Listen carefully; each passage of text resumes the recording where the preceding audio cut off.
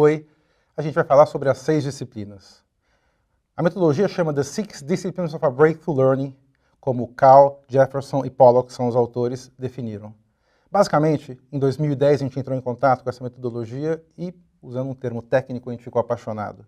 A gente entendeu que ela era uma verdadeira forma de transformar tudo que a gente sempre acreditou e tudo que a gente sempre fez num programa de aprendizado que impacte efetivamente tanto o participante quanto a empresa. Eu vou demonstrar aqui as 6 disciplinas, que são 6 etapas de um processo de construção de um programa. Vamos lá. O primeiro passo, a D1, está vinculada a definir o resultado para o negócio. O importante é, antes de começar qualquer programa de treinamento, a gente parar e pensar: que impacto isso traz para a minha organização? Só reduzir gap de competência não é suficiente, só fazer um team building não é suficiente.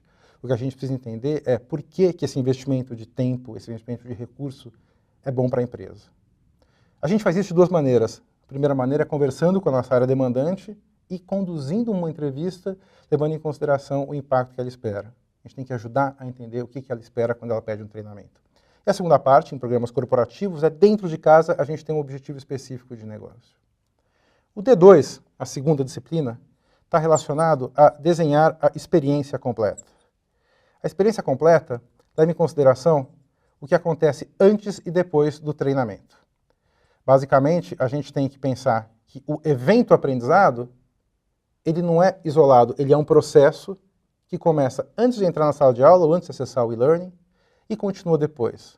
Na verdade, as 6 disciplinas acreditam que o processo de transferência após a ação instrucional é mais importante que o processo instrucional.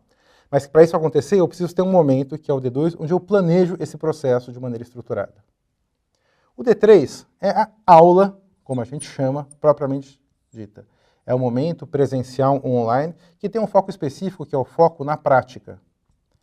Basicamente, o que está por trás disso é que a gente não pode pensar a educação como a aquisição de conhecimento.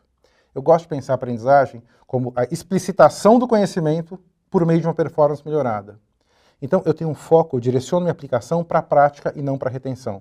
O que a pessoa faz, a mudança de comportamento que ele tem, é tão ou mais importante do que o conhecimento que ele obteve ao longo do programa. Um exemplo é fazer um risoto. Você vai fazer um curso sobre como fazer um risoto e saber só como fazer o risoto e anotar não é suficiente. Uma aula funcional, você coloca a mão na massa e experimenta exatamente o que você vai fazer sozinho quando você sair do ambiente de sala de aula. Você cria um modelo. É isso que a gente tem que fazer no D3. Desenhar uma ação instrucional com foco na aplicação. A etapa do D4 e D5, elas acontecem em maneira paralela e elas são talvez as mais impactantes porque elas são as menos pensadas. O D4 e o D5 estão relacionados a um momento que a gente chama de transferência. Juntos acontece um momento de transferência. É exatamente o que acontece depois. A transferência é o período onde eu saio do treinamento, chego na minha mesa e falo: agora eu vou aplicar o conhecimento. Ele não tem apoio de ninguém. Eu chamo isso aqui da terra de ninguém. RH está feliz que acabou o programa e tem um monte de outro para fazer. A gente sabe a pressão que a área sofre com o volume de treinamentos. O gestor está feliz porque o recurso voltou. E o participante está desesperado com 200 e-mails. Então, se a gente não desenhar de que maneira ele vai aplicar esse programa, provavelmente esse treinamento não vai acontecer. Se eu não lembrá-lo de que ele se comprometeu a fazer mudanças, provavelmente essa mudança não vai acontecer. Então, no D4, o que eu faço é eu defino a transferência, eu defino qual é a ação de transferência. O D5, o que eu faço é oferecer apoio. Já pararam para pensar que muitas vezes, numa hora que você vai realizar algo que você está aprendendo no treinamento, você tem dúvida e você não tem muito onde buscar? A cópia do PowerPoint não vai ser suficiente. Então a gente define no processo de treinamento como é que esse apoio vai acontecer. Pode ser o gestor, pode ser o instrutor à disposição. Aqui a tecnologia funciona muito bem, você pode ter um app onde você busca informação, você pode ter uma rede informal, onde as pessoas trocam informação. O fundamental é que quando eu for experimentar a minha mudança de comportamento, que a aprendizagem trouxe, eu consiga ter alguém que me apoie. Este aqui é o momento onde o informal learning e o social learning vivem. Aqui é onde 95% do tempo a gente vai estar e aqui é onde a gente vai aprender. Finalmente, a gente tem o D6. O D6 é a documentação do resultado. Documentação é um termo em inglês que parece arquivar, né? Mas não é isso, não. A documentação aqui tem a ver com provar. Com o que eu quis fazer em D1, realmente aconteceu. A gente faz isso com 2 objetivos. O primeiro é para mostrar para a corporação que efetivamente o investimento de tempo e recurso valeu a pena.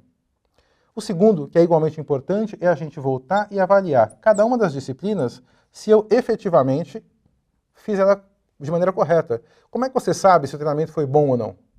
A avaliação de reação foi boa, pode ser instrutor, pode ser uma boa experiência online, pode ter 1000 motivos. Se eu tenho o resultado, eu consigo verificar de que maneira ele foi impactado por cada uma das disciplinas. Basicamente, esse é o processo. Eu acho que você pode, a partir de agora, experimentar melhorar a sua entrega de treinamento.